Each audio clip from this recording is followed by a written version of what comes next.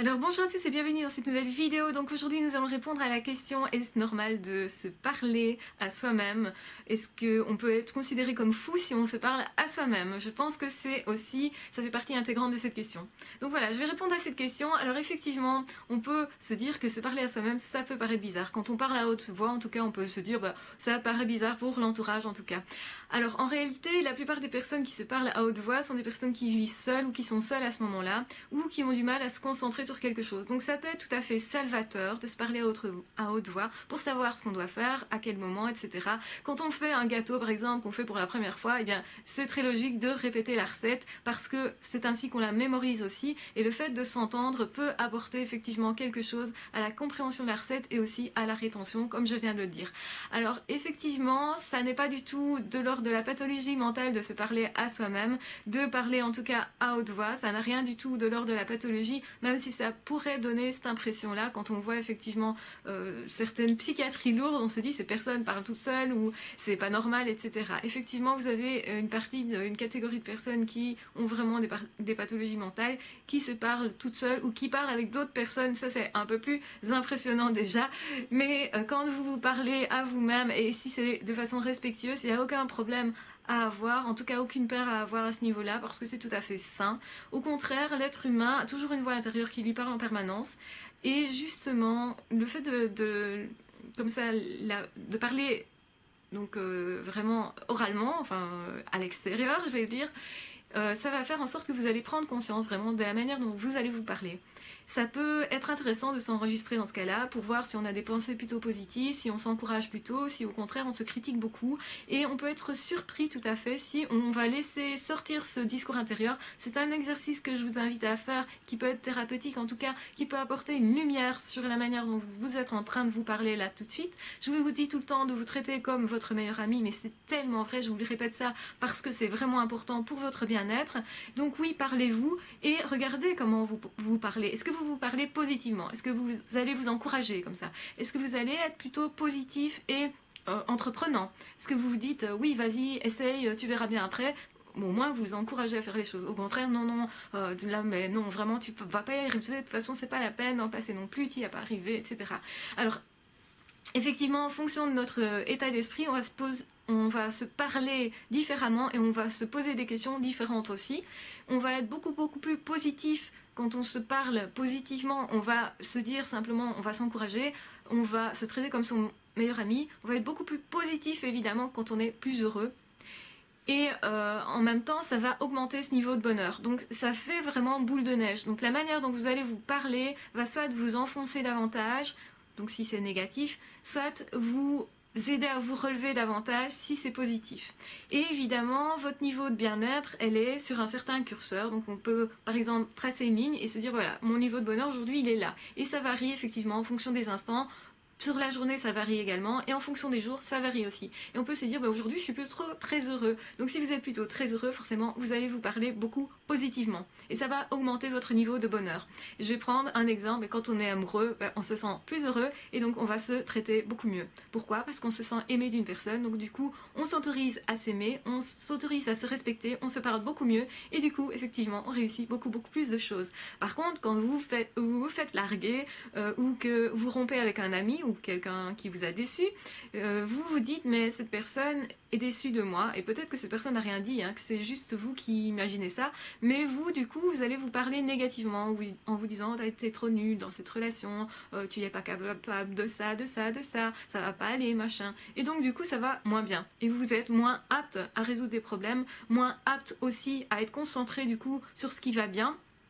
Et vraiment, l'attention qu'on va porter à sa journée, on peut la lire de façon très positive comme très négative, et on peut aussi la lire de façon positive et négative. D'ailleurs, j'avais proposé, quand on tient un journal intime, de noter spécialement dans sa journée ce qu'on a vécu de positif et de négatif, de faire les deux, parce que parfois notre journée, on a l'impression que tout est négatif, et quand on arrive dans la partie positive à compléter sur le carnet, on se dit mais qu'est-ce que je vais mettre dans cette journée qui a été positive? Et finalement, on trouve des trucs et on est parfois étonné, et donc ça nous fait relire la journée de manière assez différente. Et les trucs négatifs, bah parfois les trucs négatifs c'est ce qu'on doit améliorer pour nous. Ce sont nos objectifs qui ne sont pas encore atteints, ce sont nos rêves que nous n'avons pas encore réalisés. Et ça nous permet justement, regarder ce qui est entre guillemets négatif, c'est de se dire bah voilà, il me manque ceci ou ceci dans ma vie, comment je vais faire pour mettre une stratégie en place pour y parvenir. Et donc du coup ça nous permet d'avoir une vision de nos journées beaucoup plus réalistes, donc ni trop positive ni trop négative, mais de façon aussi à augmenter notre niveau de bonheur.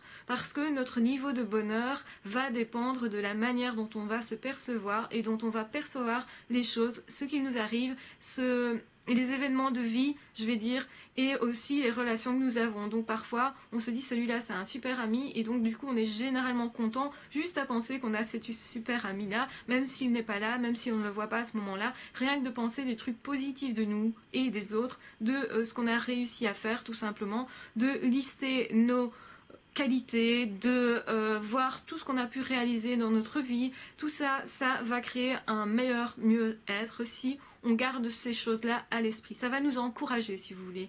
Par exemple, vous êtes face à un examen, vous avez échoué votre examen quand vous étiez étudiant.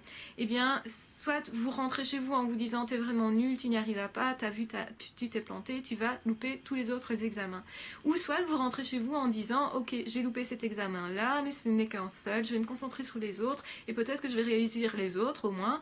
Et si ça se trouve, j'ai réussi d'autres examens dans le passé, donc je vais me fixer sur ce qui a été réussi dans le passé en me disant mais non, normalement tu es capable, donc ne lâche pas, c'est juste, tu as juste trébuché, quoi, c'est juste une petite erreur sur le parcours, ça arrive, c'est pas grave, tu rattraperas ça plus tard. Et le fait de penser ça tout de suite, alors que l'événement est le même, vous le lisez de façon tellement différente que soit vous allez être complètement motivé pour continuer à étudier vos examens, ou soit au contraire vous allez être démotivé.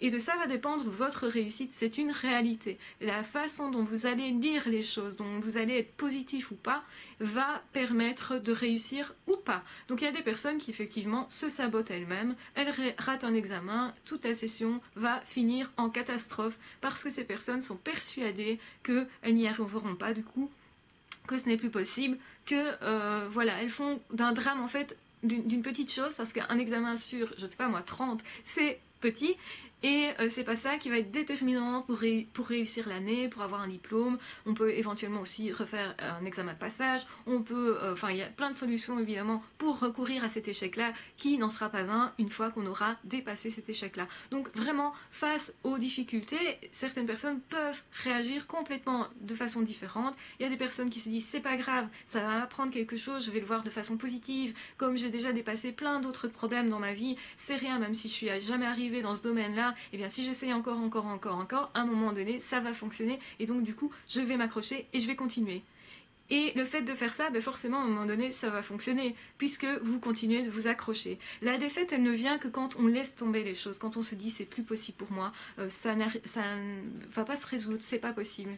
Donc voilà, donc je pense que se parler à soi-même c'est vraiment important, et il faut regarder comment on se parle, parce que c'est déterminant pour votre réussite, c'est déterminant, et c'est super important de se parler à soi-même. Pourquoi? Mais pour se connaître tout simplement, pour connaître qui l'on est, ce que l'on veut, où l'on va, ce qu'on veut dans notre vie, et chaque fois tout ça doit être réajusté. À chaque période, je dirais tous les mois, il faut savoir si oui ou non on se dirige dans la bonne direction, si oui ou non ce qu'on estime être bon pour nous l'est toujours dans un mois, dans 2 mois, dans 3 mois, peut-être qu'à un moment donné ce que vous avez fait comme choix était bon, et puis maintenant vous réalisez que ce n'est plus le bon choix, que ce n'est plus, que vous avez peut-être d'autres opportunités, donc vous allez vous poser des questions, vous allez vous parler à vous-même, et c'est important de se poser des questions, de se parler à soi-même au bon moment. Pourquoi? Parce que quand vous serez plus âgé, vous allez peut-être regretter de ne pas vous être posé de bonnes questions, de ne pas avoir osé prendre de décisions, et simplement peut-être de ne pas vous être parlé, de ne pas vous être posé la question à vous-même, est-ce que tu veux ça dans ta vie ou pas, est-ce que ça te convient toujours ou pas. Et c'est une bonne question bien sûr, et ça fait qu'on a une autre vie, et ça peut changer, mais fondamentalement, les choses, vos relations, votre vie, dans tout ce qu'elle est. Donc oui, bien sûr, posez-vous les questions, et je vous recommande même de vous parler à vous-même. Si vous le faites à haute voix, n'hésitez pas à vous enregistrer, rien que pour constater comment vous allez vous parler, à quel rythme vous parlez aussi. Éventuellement, plus on est stressé, plus on parle vite. Attention, les zèbres, ils parlent toujours très vite parce qu'ils ont des idées, et beaucoup d'idées, donc c'est tout à fait normal. Mais pour une autre personne, effectivement, quand on est plus stressé ou que quelque chose ne va pas bien, on va parler d'une façon différente.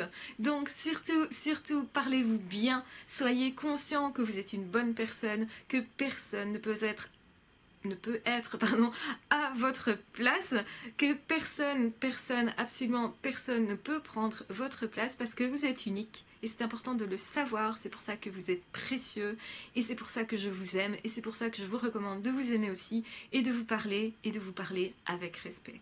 Donc surtout n'hésitez pas à partager cette vidéo si vous pensez qu'elle peut être utile à quelqu'un. Si vous souhaitez la revisionner, n'hésitez pas non plus à vous abonner à la chaîne.